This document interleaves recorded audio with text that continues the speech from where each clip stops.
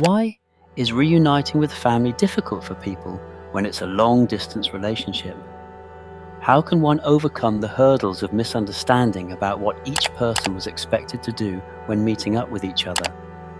This is not as simple as many would assume, as when Rudy makes it back to the city of Milis, he and his father have a very tense encounter with one another, as they both have completely different expectations on what the other was supposed to be doing in the situation they were put into.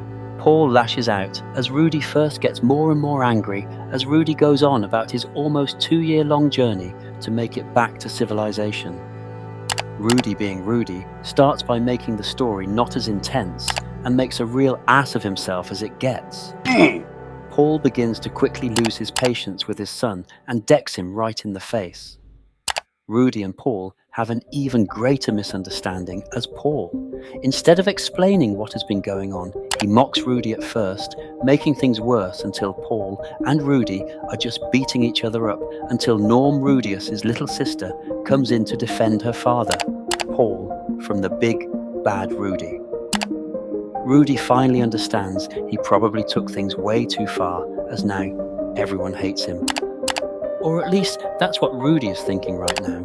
What Rudy did to Paul won't be forgotten, as Norm Rudy's little sister will hold on to this grudge she has until the very end of Season 2, as Rudius' actions caused a huge rippling effect to happen without him even knowing. This encounter makes everyone really miserable, as Paul is even more angry at Rudy for not doing what he thought his son was already capable of.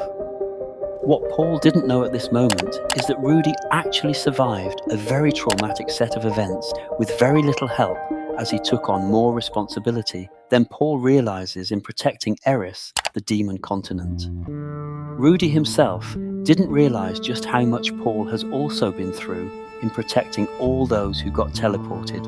As we see in episode 17, at the very start of the episode, we see a younger Paul who is slowly broken down by the world and its expectations placed on his shoulders. This leads Paul to slowly lose his mind over the past year and a half of searching and failing to find the majority of people teleported to other sides of the planet. It's honestly enough to make a full-grown man cry.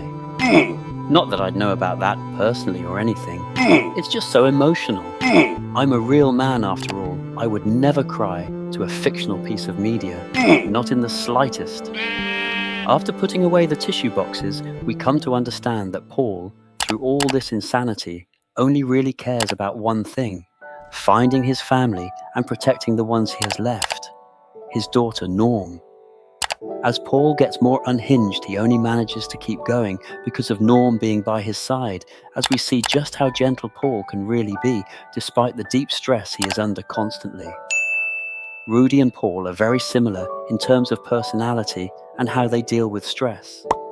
It's just that Paul is capable of handling it much better than Rudy ever could. Rudy feels terrible after beating up Paul as he finally learns the truth about what has really been going on. The Mana disaster hit a large part of the planet, leading to thousands of people being teleported to random parts of the world, meaning Rudius thought returning home is only a pipe dream that won't turn out well. Rudy thinks everything is his fault in a very similar way to Paul wanting to find a solution to try to make up with Paul. Rudy, not being as strong-willed as Paul, kind of just gives up on trying to mend things with his father, as even though they are similar, Rudy just doesn't have the same mental fortitude to own up to his own mistakes. How does this become resolved? You might be asking if you haven't seen the anime. Well, Geese shows up for a cameo and talks to Paul the drunken fool who's wasting his life away. Geese talks Paul down from hating his own child Rudy and gives him the cold, hard facts. Even though Geese doesn't know Rudy was reincarnated into the world, he still gives some good points. Rudy, even though he was more prepared than most, still could have died or been crippled for life by the teleporting event. The fact that the Supered Rui Jerd could have turned on them any time is actually a thing that could have happened as earlier in the season. Rui Jerd didn't fully understand Rudy at first. which could have led him to taking Rudy out, as he might have seen him as a threat. Even though Rudy was a kid, Ruijerd nearly lost his temper many times on Rudy, meaning what Geese said holds a lot more weight than what most people would give him credit. The first time Geese meets Rudy, it's when he's literally locked up being treated like a wild animal. Geese knows what Rudy has been through when it comes to the Beast People and how he was treated. Geese breaks down what was really going on and gets Paul to reflect. Just a little bit, as Geese throws a huge statement that people also overlook. Geese says something about Rudy coming home in a body bag, or that he could have come home with missing limbs or became crippled for life. This somewhat wakes Paul up, realizing the mistakes he made in being aggressive to Rudy like that when they first met up. Paul has an amazing moment where he washes his face, only to realize just how far he has fallen, and shaves his beard, representing all the stress and time he has wasted drinking his sorrows away when he could have been giving it more. I'm not saying Rudy is not at fault for his actions earlier in the episode, but Paul didn't really give Rudy the time of day to explain himself in full, instead judging him and starting that fight to begin with. The reason why Paul was drinking his sorrows away was that he was having very little progress in finding anyone leading to him becoming more and more depressed. When Paul finally locks in, he somewhat returns back to his younger self with a little more life in his eyes and voice. Despite his ego being hurt massively just the day before. Rudy realizes that Paul is a far better person than he could ever be, as Rudy, unlike Paul, would have never reached out after what happened, just like he did in his first life to his only friend. The bartender also locks in, getting them to look each other in the eyes to finally come to an understanding, if just a little bit. Rudy finally hugs his dad, and the two of them finally get along for the first time in 5 years. This is also reflected in the very next episode with how Roxy treats her hometown. Not wanting to ever return, they're thinking she is unwelcomed and unloved by her own people and family.